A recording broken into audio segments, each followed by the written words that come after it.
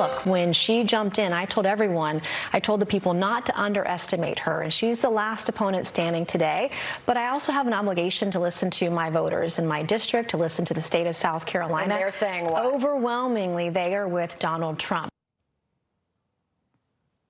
All right, South Carolina Congresswoman Nancy Mace earlier explaining why she endorsed Donald Trump over Nikki Haley, her own former governor. Mace joined South Carolina Senator Tim Scott as another endorsement by South Carolina's congressional delegation. Trump and Scott will be on stage together just a few minutes from now. South Carolina primary, February 24th, 33 days away, 33 days in which Nikki Haley has to continually fund a campaign that looks like it would not pull out a victory in South Carolina. New Hampshire to be determined. Senior writer at the Dispatch, David Drucker, senior political reporter at Semafor, Dave Weigel, with us now. Both gentlemen, a few days on the trail here in New Hampshire. Dave, first to you. I hate to say it this way, but because we as political reporters love it, but do endorsements even matter anymore? They matter less than they used to. Donald Trump was president. That is the factor that has shaped this primary. He's not moved up because this or that person endorsed him. He's moved up because he's been indicted. That's mattered a lot more. And Nikki Haley has an emerging argument, emerging over the last 48 hours. I think she'll carry it to South Carolina, which is the fact that she's not endorsed means that she's the anti-establishment candidate. Dave pointed this out to us. The interesting parts of some of these new polls that are coming out about Nikki Haley's support. Joe Rogan listeners in New Hampshire would vote for Nikki Haley 12%, Donald Trump 72%. CNN viewers in New Hampshire would vote for Nikki Haley 68%, Donald Trump 18%. It shows how divided America is. It's a microcosm of that. Does this prove, though, that Republican primary voters are Joe Rogan voters, not just in New Hampshire, but across the country? How is Nikki Haley going to win a Republican primary? Not here, put New Hampshire aside, going further, South Carolina, then into Super Tuesday of California and Virginia and Utah and Tennessee and everywhere else? Yeah, look, I think you bring out the central challenge of her campaign, as well as she has done considering where she started from. She is in the establishment lane, as we like to think of it, even though she's no longer the establishment candidate. That's Donald Trump.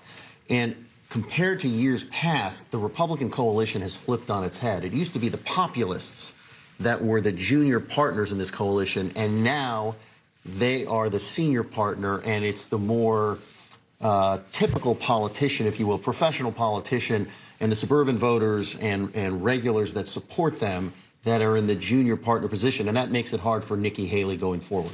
Dave, we looked at this breakdown. NPR media listeners, NPR listeners in New Hampshire would vote for Nikki Haley 63%, Donald Trump 25%. I would love to know somebody who's an NPR listener who's voting for Donald Trump. Feel free to tweet at us. We'd be happy to interview you. I think about this, though. Is there a danger for Trump of being the inevitable candidate? Is there any feeling on his campaign's part, as much as they want this thing wrapped up, and it helps them legally, it helps them politically, but 9 months is an awfully long time to maintain this kind of energy?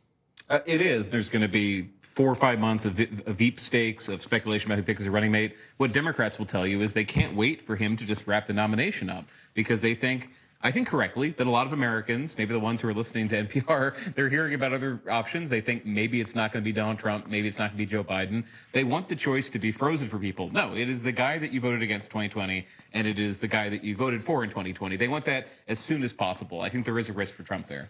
So much, though, has changed, right, David, between 2020 and today. Just look at important issues to New Hampshire voters: the economy, housing affordability, threats to democracy. At some point, we'll figure out what democracy is defined by. Immigration, 10%, healthcare, 7%, education, abortion, 6%. That easily 50% of the issues: economy, housing affordability, and immigration. The current president, Joe Biden, is way underwater in. Yet, and we've said this over and over, the electability argument doesn't matter a lick to Trump supporters. Well, it doesn't have to matter to Trump supporters, because in the polls we've seen over the past almost 6 months now, Donald Trump is tied or ahead in a lot of them. And by the way, that messed up the argument Nikki Haley and Ron DeSantis and others were making. You may like Donald Trump, he's not electable. Now Trump supporters are saying, actually, I get both. I get Trump and he's electable. The challenge for Joe Biden that he didn't have in 2020 is he has an immediate record in office. So even though incumbents have a lot of advantages, where voters could decide what they wanted Biden to be in 2020, knowing they didn't want Well, he was Trump. in his basement. He didn't even have to be out on the trail. But that was acceptable because of COVID. Right. And aside from the age issue, they now are going to say, all right, do I approve of the job he's doing? And maybe it wasn't so bad with the other guy. So it changes. Yeah, the devil I know versus the devil I don't. And Correct. now it's a pick between the two devils I know. If it ends up as Trump and Biden. Gentlemen, thank you very much. We'll see you along the way. Thanks for watching. Go to joinnn.com to find NewsNation on your television provider. And don't forget to click the red subscribe button below to get more of NewsNation's fact-driven, unbiased coverage.